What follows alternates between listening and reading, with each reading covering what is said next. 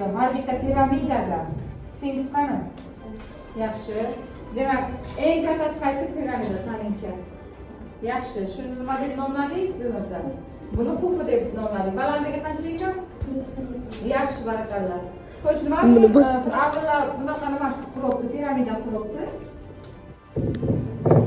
Ichida nima bor bularni?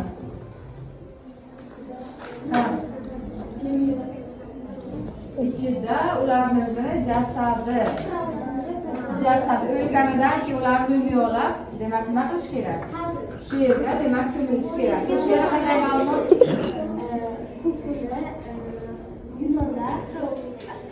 Barakalloh.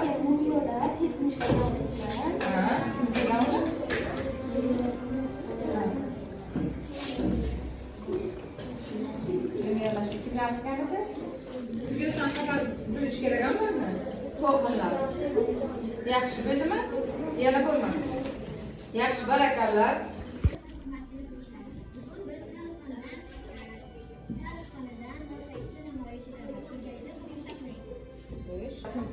Yangi podshohlik Misrliklar yangi podshohlik davrida Misrliklar piramidlarni hurmatlashadi.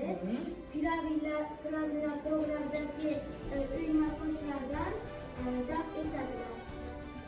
Tushunsa. Shunaqa narsa bormi? Ha, qoya tosh suratlardan.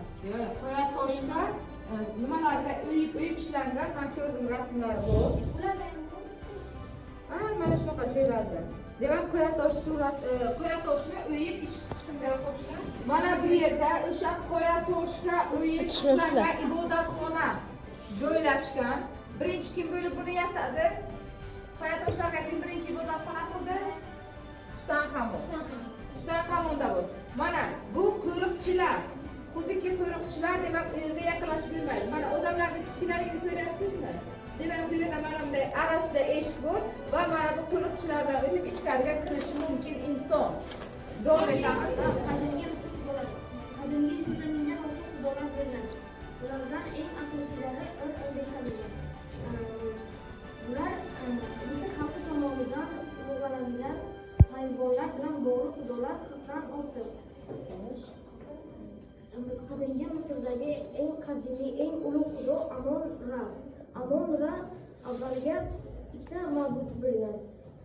So'ng ular miloddan avvalgi 2-ming-yillikda birlashgan. Amon-Ra fir'avnlar homiysi bo'lgan.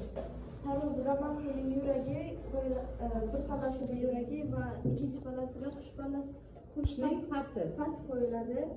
Mabodo ikkalasi tenglashib qolsa, demak, inson butun hayoti davomida faqat yaxshilik, ezgulik ish qila biladi va o'sha inson vafot etsa, qolgan umrini yaxshi yashab o'tadi. Mabodo marhumning yuragi og'ir bo'lib qolsa taroziga, demak, u butun umri davomida faqat yomonlik ish qilgan va u badbashara shaytonlarga yebish bo'ladi. Maxluqlarga yebish bo'ladi.